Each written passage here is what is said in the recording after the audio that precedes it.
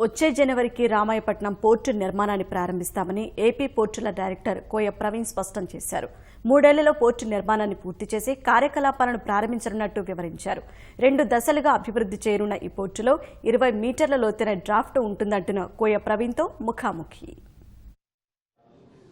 ఆంధ్రప్రదేశ్లోని రామాయపట్నంలో ఒక పోర్టును అభివృద్ధి చేసేందుకు రాష్ట్ర ప్రభుత్వం ప్రయత్నిస్తుంది. దీనికి సంబంధించి మనతో మాట్లాడడానికి ఏపీ పోర్ట్ డైరెక్టర్ కోయ ప్రవీణ్ మనతో ఉన్నారు. సార్, రామాయపట్నంలో ఎంత ఇన్వెస్ట్మెంట్ పెడుతున్నారు, ఏ పోర్ట్ డెవలప్ చేయబోతున్నారు? Ramayapatnam is a mega investment అండి. 4,500 crores phase 1 investment. And in the beginning మనకి we're going to construct 8 berths and total investment is 4,500. It's a massive project.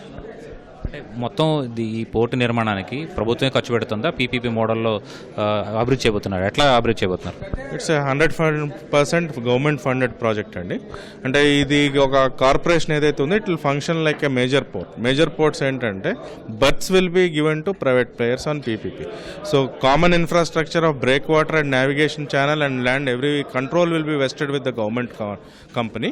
But berths will be like already we 5 industries are tied up for their captive berths, and 3 for the startup we are constructing commercial berths, and further we may auction we may give the berths on PPP model. But initial investment of 4,500 will be entirely borne by the government of AP.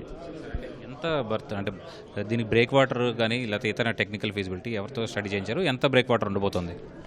ఇది మనం వచ్చి rights అని ministry of railways అనుబంధ సంస్థ వాళ్ళకి 2015లో మనం TFR ఇచ్చాం. వాళ్ళంతా స్టడీ చేసి హైలీ ఫీజిబిలిటీ ఎకనామికల్లీ 16% IRR ఇవ్వడం జరిగింది. సో మనం ఇనీషియల్గా 4.9 kilometer బ్రేక్ వాటర్ కడుతున్నాం. అంతేకాకుండా 8 berths with 3,500 acres of land required. ఈ బెర్తల్ని ఎవరికైనా క్యాప్టివ్గా ఇవ్వబోతున్నారా? ఏ సంస్థలకు ఇవ్వబోతున్నారు? మిగతా బెర్తల సంగతి ఏంటి? ఇప్పుడు మనం 8 berths అయితే ఇనిషియల్ ప్లానింగ్ అండి. 5 berths we have tied up with industries, 2 berths to the paper mill which is proposed to come up in the same location, 2 berths to an existing steel plant in Karnataka, and 1 berth to existing cement unit in Andhra. Then 3 berths we are open for. These will be like captive berths అనేది వాళ్ళ captive cargo, అంటే వాళ్ళ own cargo తప్పితే commercial operations చేయకూడదు. So for open for all for to construct a berth and operate it's a massive investment. So not everybody will be able to put in so much of invest. So 3 berths we are planning to develop for open for all commercial. We will develop the berths, but we will lease out the terminal operations on to a private operator. ఒక రకంగా దూకరాజపట్నంకి కేంద్రం అవకాశం లేదని చెప్పింది. ఈ నేపథ్యంలో రాష్ట్ర ప్రభుత్వం రామాయపట్నం ఏర్పాటు చేస్తుంది కాబట్టి దీనికి నిధులు ఎక్కడి నుంచి సమకూర్చుకోబోతున్నారు? నిధులు సమకూర్చడానికి ఒక ప్రణాళిక తయారు చేసామండి. మన రాష్ట్ర ప్రభుత్వం పరిధిలో 14 పోర్టులు ఉన్నాయి, అందులో 4 ఫంక్షనల్ ఉన్నాయి. సో దీన్ని 2 విభాగాల కింద పరిపాలనా సౌలభ్యం కోసం Kakinada group of ports, Machilipatnam group of ports కింద దీన్ని ఎప్పటి నుంచో నడుస్తూ ఉంది. So Kakinada group of ports నుంచి వచ్చే ఇన్కమ్ అంతా ఏదైతే ఉందో financial year 17-18 it was 145 crores. This year we are expecting between 160 to 170. So the income of Kakinada group of ports will be diverted to the newly incorporated company for a period of 10 years, and that money will be used as share capital and a collateral security for fundraising from open market. And given the TFR, it is very easy to, given this collateral security of the existing revenue, it is easy to raise the funds. ఈ Ramayapatnam port ఎంత operational ఏరియాని create చేయబోతుంది? ఎలాంటి cargo ఈ ప్రాంతం నుంచి వెళ్ళే అవకాశం ఉందంటారు? Ramayapatnam basically phase 1 is bulk cargo.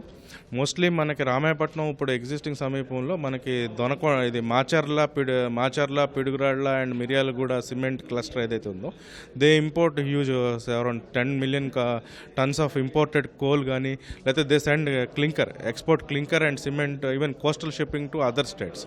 So major మన ప్రైమరీ టార్గెట్ అదండి. అలా మాదిరిగా నంద్యాల అండ్ పాణ్యం కూడా ఒక సిమెంట్ క్లస్టర్ ఉంది, ఆ ఏరియాని కూడా మనం టార్గెట్ చేస్తాం. అంతేకాకుండా మనకి అదృష్టవశాస్తు ఈ పేపర్ మిల్ అనేది that itself is going to give us 5 million tons of cargo. టోటల్గా ప్రతి సంవత్సరానికి ఎంత కార్గోని ఈ ప్రాంతం నుంచి ఎక్స్పోర్ట్ చేయబోతున్నారు? సో phase 1 ఇప్పుడు ఏదైతే 30 million tons మనం ఎక్స్పెక్ట్ చేస్తున్నామండి. సబ్సిక్వెంట్లీ విత్ కంటైనర్ బర్త్స్ కానీ ఇంకా other developments it has a potential to go up to 150 million tons.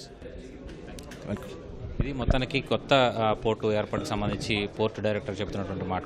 పెద్ద స్థాయిలో అభివృద్ధి చేస్తున్నటువంటి ఈ పోర్టు ద్వారా మొత్తం ఆంధ్రప్రదేశ్తో పాటు తెలంగాణ అలాగే సమీప రాష్ట్రాల్లో కూడా కార్గో ఎగుమతి చేసే అవకాశం అని చెప్పి చెప్తూ ఉన్నారు. కెమెరా పర్సన్ భాస్కర్తో కలిసి ధనంజయ్, ఈటీవీ న్యూస్, విజయవాడ.